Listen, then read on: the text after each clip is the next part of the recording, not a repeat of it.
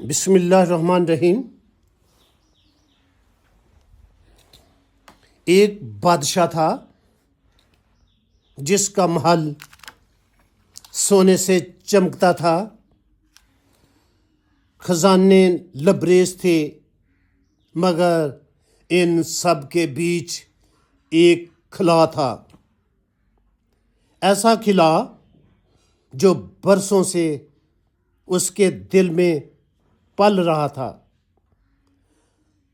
سالوں کی دعائیں، منتیں، حکیموں کے نسخے سب آزمائے جا چکے تھے، مگر محل کی دیواریں اولاد کی ہنسی سے کبھی گونج نہ سکیں۔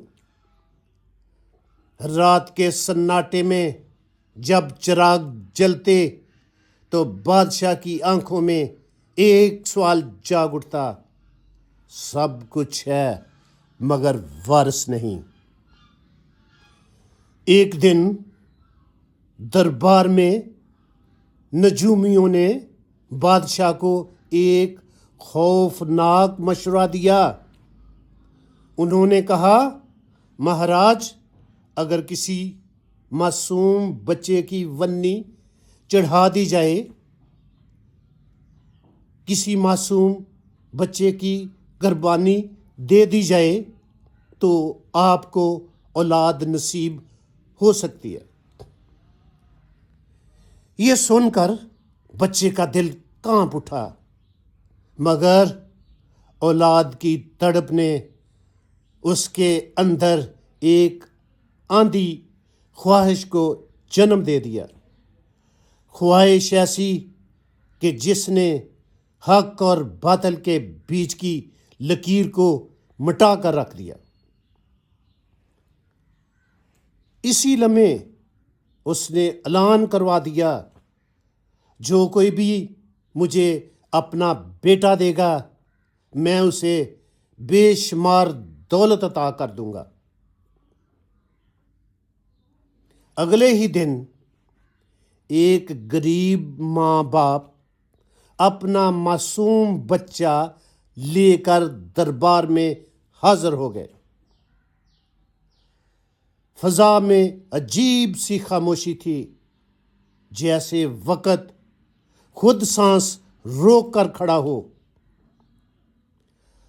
رسم سے پہلے بادشاہ نے بچے سے پوچھا، بتاؤ، تمہاری کوئی آخری خواہش؟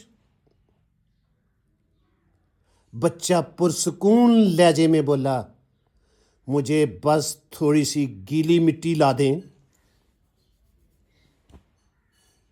دربار حیران رہ گیا۔ مٹی لائی گئی، بچے نے خاموشی سے مٹی سے 4 چھوٹے گھر بنائے، پھر اس نے ایک ایک کر کے 3 گھروں کو ٹھوکر مار کر گرا دیا، اور چوتھے گھر کے سامنے ہاتھ جوڑ کر کھڑا ہو گیا۔ بادشاہ حیران ہوا، اس کے دل میں گھبراہٹ اور خوف دونوں تھے۔ اس نے پوچھا، تم نے 3 گھر کیوں گرا دیے؟ یہ کس کس کے تھے؟ اور یہ ایک گھر کیوں چھوڑ دیا؟ یہ کس کا ہے؟ اور اس کے سامنے تم نے کیا دعا مانگی؟ بچے نے آہستہ مگر مضبوط آواز میں کہا، پہلا گھر میرے ماں باپ کا تھا، جنہوں نے صرف دولت کے لیے مجھے بیچ دیا، اس لیے وہ گھر گرا دیا۔ دوسرا گھر رشتہ داروں کا تھا، جنہوں نے سب جانتے ہوئے بھی ظلم کے خلاف آواز نہ اٹھائی، اس لیے وہ بھی گرا دیا۔ تیسرا گھر آپ کا تھا، مہاراج، آپ کا کام لوگوں کی حفاظت کرنا ہے، مگر آپ لالچ میں محافظ سے ظالم بن گئے، اس لیے آپ کا محل بھی گرا دیا ہے۔ پورا دربار سناٹے میں ڈوب گیا۔ بچے نے چوتھے گھر کی طرف اشارہ کر کے کہا، یہ میرے رب کا گھر ہے، اس کے سامنے میں نے ہاتھ ہٹا دیے ہیں، اب وہی سب سنبھالے گا۔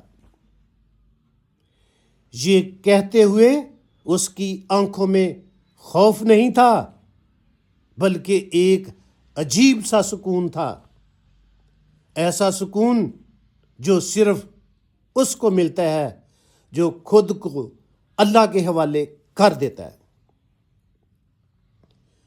بادشاہ کی آنکھوں سے آنسو بہہ نکلے۔ اسے احساس ہوا کسی معصوم کی جان لے کر اگر اسے اولاد بھی مل جائے تو وہ اولاد اس کے کس کام کی۔ وہ تخت سے اترا، بچے کو سینے سے لگایا اور کانپتی آواز میں بولا، آج سے تو ہی میرا بیٹا ہے۔ ساتھیو، یاد رکھو، دنیا کے سامنے جھکنے سے کچھ حاصل نہیں ہوتا، کیونکہ دنیا مطلب کی ہوتی ہے۔